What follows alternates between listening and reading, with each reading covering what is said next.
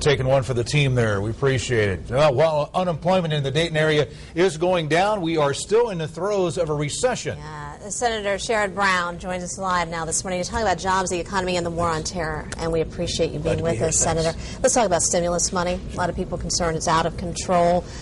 Do you see it really developing new jobs, creating new jobs that will stick around for some time? Yeah, yesterday I was at Wright Pat, and one of the things they're talking about is the research lab, that there's going to be movement of new mission and new people at the research lab, especially on the medical side. We do a lot with chemical engineers on clean energy there, developing some of the Air Force's most fuel-efficient fuel and vehicles. And I mean, the economists say that without these stimulus, without the Recovery Act, 2 million people that are working now would be out of jobs, and that doesn't sound like particular news to the Miami Valley, because people have suffered here so much with DHL and with what happened obviously at the GM plant and with NCR. But we've got to continue to focus especially on job creation. That means that the tax breaks for small business and the assistance for small business, the Jobs for America Act, we need to go back and pass when we return in September.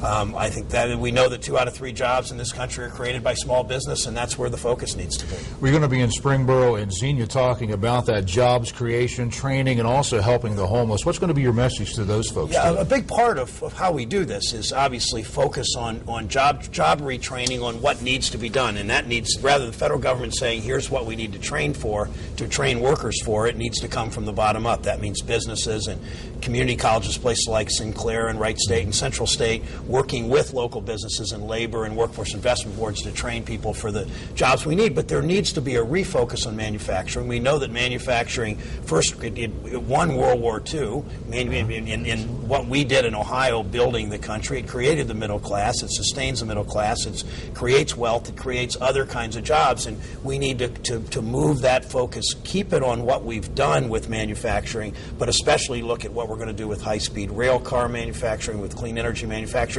Ohio, with Governor Strickland's already becoming known nationally as the Silicon Valley of clean energy. We've done a lot with the National Composite Center in Dayton, in Wright Pat, and other things, and we can do a lot more. The drawdown of troops in Iraq, I mean, and bringing those folks out, does that harm the soldiers who remain there? How do we keep our people safe in Iraq?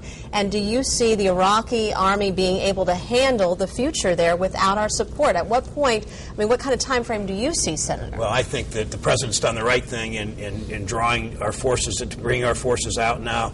I think that in Afghanistan we need to stick to the same timetable that the President's promised, beginning to move forces out next year. These are not great situations. I think we've done our part for what we can do. I didn't particularly agree with the beginnings of these situations, but we're where we are now.